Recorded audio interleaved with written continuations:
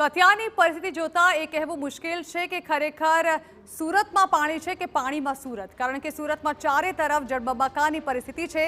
પરંતુ અહીં વારંવાર સવાલ એ થાય છે કે આટલું મોટું સિટી, આટલું વિકસિત સિટી, પરંતુ શા કારણે અહીં જળબંબાકારની સ્થિતિ છે, શા કારણે ડૂબ્યું સુરત? તો તેના ઘણા બધા કારણો છે જેના પર પણ મનપાએ વિચાર કરવાની જરૂર છે।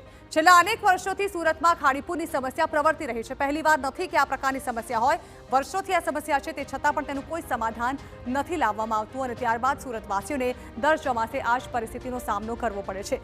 ખાડી નજીકના વિસ્તારોમાં કેડસમાં પાણી ભરાઈ જાય છે। ખાડી નજીકના જેટલા પણ વિસ્તારો છે તેમાં મોટાભાગના વિસ્તારોમાં પાણી ભરાય છે। દર વર્ષે એકની એક સમસ્યા થાય છે, તે છતાં તંત્ર દ્વારા કેમ પગલાં નથી લેવાતા તે પણ એક મોટો સવાલ ચોક્કસથી થઈ રહ્યો છે।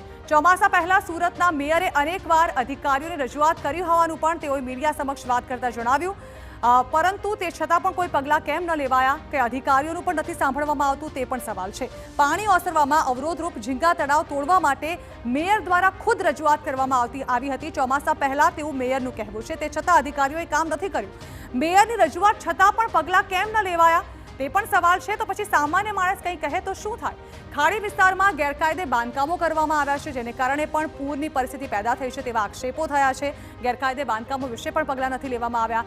ખાડીના દબાણો પર શા માટે તંત્રનું બુલડોઝર નથી ફરતું? આમ તો બુલડોઝર કાર્યવાહી થાય છે, પરંતુ અહીં ખાડી પર જે ગેરકાયદે દબાણો કરવામાં આવે છે ત્યાં કેમ બુલડોઝર ન ફર્યું તે પણ સવાલ થઈ રહ્યો છે। શું ખાડીમાં પુરાણ કરી રસ્તા બનાવવામાં આવ્યા તેને કારણે આ સમસ્યા સર્જાય છે? લોકોની સુવિધા માટે રસ્તા તો બનાવી દેવામાં આવ્યા, પરંતુ ચોમાસામાં આ સુવિધા દુવિધામાં પરિવર્તિત થઈ ગઈ છે। ખાડી પર રસ્તા બનાવતા પહેલા નિષ્ણાંતોની સલાહ કેમ નથી લેવાઈ તેવો પણ સવાલ થઈ રહ્યો છે।